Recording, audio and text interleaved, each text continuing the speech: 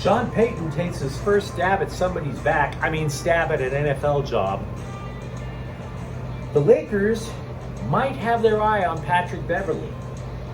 And how much are you willing to wager that Gareth Bale is actually focused for LAFC? He lost 95% of his salary after all. Hi, I'm James. This is your daily dose of sports in the start for the greatest sports city in the world, Los Angeles. This is Faithful Angelinos. If it sounds like I'm kind of yelling, I am. It's because I happen to choose the only hotel in Nebraska that is right next to a construction zone. Lucky me. Hey, before we get to the news, if you like the content we've been putting out, clickety-clack the like button, clickety-clack the subscribe button. There's a notifications bell. Hit that. Put out new videos between 9 and 10 a.m. It'll let you know it's there. Sharing is caring. Let people know we exist. And yes, comment. Because I'm by myself. My coworkers last night were talking about mail order brides, for Pete's sake. It's lonely out here. No cap. Before we get to the news, let's check the scoreboard. The Dodgers have rallied from 6 runs down last night. They win 7-6 over the St. Louis Cardinals. They have an 8.5 game lead in the NL West. Meanwhile, San Jose Quakes 3, Galaxy 2. You know, this is the 4th time this year the Galaxy have fallen behind by 3-0 on their own home turf.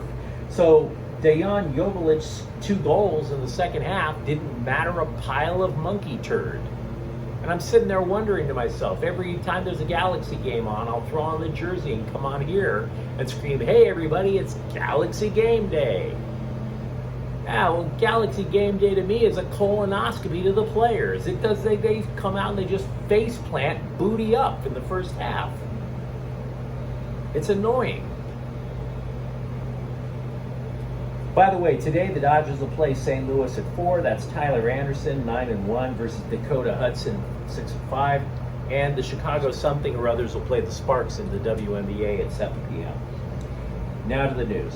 The Miami Herald, citing an unnamed source, says former Saints coach Sean Payton wants to return to the NFL in 2023. He's really interested in Dallas, Miami, and the Chargers. How much do you want to wager that unnamed source is Sean Payton, by the way? I've got a real problem with this. And if you're a Chargers fan, you might want to have a problem with it too. Look, there is no doubt in my mind that Sean Payton can coach. No doubt whatsoever. But I have extreme doubts that Sean Payton is a good person or a benefit to the NFL, much less the Chargers. Does anybody remember Bounty Gates, where Sean Payton was the kingpin in paying his own players to injure the opponents on purpose? The guy was suspended for an entire year over that, and he's supposedly a hot commodity still. What about the time when the Saints lost to the Rams in the NFC Championship game, and instead of admitting his own coaching faults, he bitched so much that the NFL finally said screw it and changed replay just to get him to shut the bleep up? But didn't. And now here he is, breaking an unwritten rule by lobbying for jobs that are not open. That is verboten in the coaching industry. You don't do it. But Sean Payton will. Absolutely. How would you like to be Brandon Staley, the Chargers coach right now? How would you like that? Knowing that this jerk is trying to weasel his way into a job that you busted your butt all your life for. It's a dick move. It is a total dick move. It's also a bad move if the Chargers consider it, by the way. Look, I have my own theories about the way certain teams are run, right? The Chargers, all their fans, they love the old era of Eric Coryell with Dan Fouts and all the receivers. And they also darn sure love that era even earlier with John Hadle at quarterback and this, that, and the other. But the 2 best teams in Chargers history were coached by defensive-minded coaches. Bobby Ross and Marty Schottenheimer. They paid attention to defense. If you only keep going for offensive coaches, you're going to keep missing out. So Chargers have a defensive-minded coach in Brandon Staley. Now, I will acknowledge he may be too aggressive on fourth down, but now he has the horses on defense with which to make the thing work. So cutting him for Sean Payton might be a really bad idea. And by the way, Sean Payton wants control over player personnel. Good luck with that, trying to win the Dallas job. Good luck trying to convince Jerry Jones of that. The Lakers have signed draft pick Max Christie to a 2-year contract worth about $2.7 million. It's nice to give a teenager some spending money on his first trip to Vegas, wouldn't you say? Yahoo is reporting that the Lakers are trying to pry Buddy Hield and Miles Turner from Indiana. That's news we've reported before. We already knew. But here's something that I find extremely convoluted. Minnesota sent Patrick Beverley to Utah. Now, if Utah attempts to flip Patrick Beverley for more assets as part of a rebuild, then the Lakers would be interested. How convoluted is that? I feel like I should be wearing a tinfoil hat, but whatever. I mean, Patrick Beverley would help a lot of teams on defense, especially a team like the Lakers. I just don't think he's too interested in coming. Today, or I should say yesterday, was the first day in NHL free agency. The Kings have brought back Brendan Lemieux. They originally were going to let him go onto allegedly greener pastures, but he's not really worth extremely green pastures, so they signed him to $1.3 million. They've also signed a couple of minor leaguers, a goalie, Phoenix Copley, and a defenseman, Toby Paquette-Bisson. Both are headed to the minors, and honestly, I don't think either one of them are needle movers. Did you know that Gareth Bale went from $33 million a year with Real Madrid down to $1.5 for LAFC? Did you know that? That is a drop of more than 95% of his pay. Now, how do we reconcile somebody losing that much money and all of a sudden he's going to be a model citizen? Really? I'm skeptical. I'm not even trying to troll here. Look, it's entirely possible that he already has tons of money in the bank and he doesn't care anymore, right? It's also possible that maybe playing soccer in the United States might wind up being a fun little pastime for him. Maybe. But after some of the stunts he's pulled, the more I start to think about it, I think Gareth Bale has to prove himself not only on the pitch but off it. I think he has to display lots and lots of normal, because so much of his career has been abnormal. He's got to be super normal, right? And I'm not sure he can do it. I mean, the falling asleep on the bench thing, that's the least of his worries. He's burned bridges with every club he's played with. I want to like this move. I do. I just don't see people being happy after losing 95% of their pay. And if you think I'm trolling, I'm going to tell you why I'm not, if you're an LAFC fan. Fair? Because I'm a Galaxy supporter. Douglas Costa is trolling us every week. He's a designated player. The man gets suspended for 2 games. Does he work on his game? No.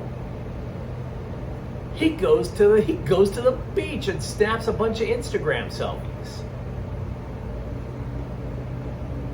So that guy's had a career full of aberrant behaviors too, as well. I'm just telling you. I know what I see in Douglas Costa. Don't be surprised if Gareth Bale eventually winds up Gareth Bailey. That's a hell of a verb. The Dodgers have claimed relief pitcher Jake Reed off waivers from the Mets. He made his major league debut in last year in LA. His ERA is over 6, which translates to meh. Also, the Athletic Dodgers writer does not think that they are teaching batters to avoid pitchers down the middle. That is in reference to something we talked about in yesterday's clip. A terrific article by Fangraphs that tried to explain the anomalies of the Dodgers offense. But the Athletic Dodgers writer does see it as a, quote, wonky trend. So we're going to have to see how that plays out if the Dodgers actually have a weird strategy which breaks away from literally every other team in professional sports to score. Months ago, we mentioned a lawsuit filed against USC by former wide receiver Brew McCoy. He was challenging an order that removed him from campus. This is in regards to a felony domestic violence arrest. And McCoy eventually transferred to Tennessee. So I don't really want to revisit the whole thing. We broke the whole thing down on this channel months ago. The upshot, he's in Tennessee. Hopefully peace will prevail. We'll find out. But there was something that really caught my eye about SC yesterday. You see, or I should say last week. There were reports coming out claiming that Trojans wide receiver Jordan Addison is pissed that he came to SC. But I didn't want to buy it because it was in the Pittsburgh press, the school he left. And who was their source? Somebody from the University of Texas, where Addison basically said, nah, I ain't going to your school. So two spurned schools, two spurned lovers, if you will, talking about how they know what Addison is thinking. Doesn't that kind of sound like a bad CW high school drama to you? Remember all those teen angst things? This is Dawson's Creek. This isn't college football. This isn't Power 5. It's Smallville. It's Felicity. What are we talking about here? I keep looking at Texas and Pittsburgh are supposed to be traditional college football stalwarts, and they're acting like Betty and Veronica on Riverdale. I mean, what? You're supposed to be football powers, not basic bitches. Or maybe Jordan is just playing them on for kicks, right? Does he text Pittsburgh and then bitch about USC and then turns around and says texts some other rumors to Longhorns fans just to get them all riled up and catfished? I kind of hope he does, because that's a hell of a play by Jordan if he is. But you tell me what you think, because I'm here to tell you I don't believe for a second that these stories about Jordan Addison are coming true. Not when it's in the Pittsburgh papers or sports radio.